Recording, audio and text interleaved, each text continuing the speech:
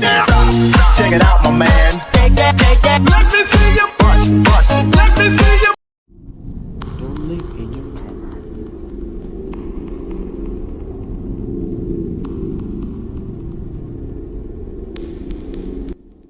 Let me start by saying that I really enjoy driving, and I will often be on the road for hours just listening to music and getting lost.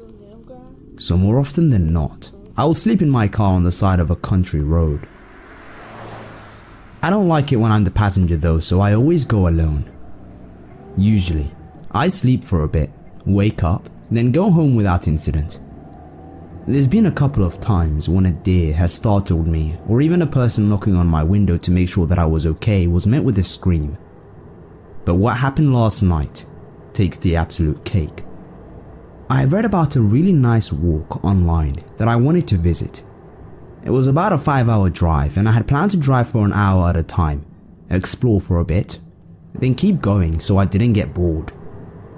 I had taken plenty of food and water and was planning to be gone for about a day, which I was, and was going to park in a popular parking spot that caravanners and the like tend to stay overnight. It was lovely and I had a really good time. I arrived at my sleeping destination and found that there wasn't any space to park. The bays were not laid out, so you just kind of had to use your common sense and find a spot where you weren't blocking anyone. The parking area was free and could only contain about 10 cars or vans without it being too tight. I was a little annoyed, but hey ho. It was a very rural area, so I carried on for a little while and pulled into a lay-by to rest before I drove home. I pulled in and parked. Then I went to sleep, thinking nothing of it. To describe where I had parked, it was opposite a little cottage, but not directly in front of it.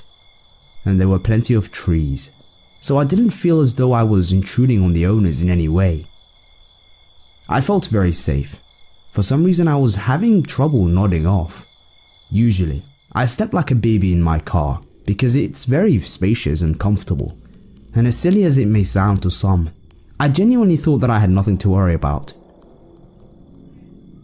That was until a long, high-pitched scratching sound woke me up at around 11:30 p.m, just after I had drifted off.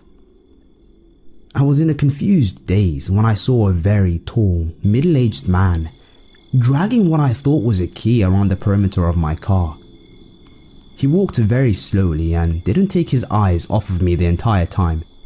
He also had a very malicious grin on his face. Horrified, I cranked my chair up and started the car, ready to floor it. But he had made his way to the front of my bonnet, and trees were blocking me from reversing. This is when I saw that he was holding a butcher's knife. He held it up and sort of waved it at me. I screamed and laid on the horn, but it didn't seem to faze him. This lasted about 10 to 15 seconds. Not long, but felt like ages. And then he just slowly walked away from my car towards the cottage and proceeded to enter the cottage. I drove home without stopping. I'm never doing that again.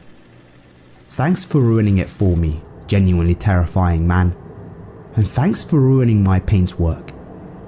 I don't know if he was just trying to teach me a lesson for parking outside his house or what.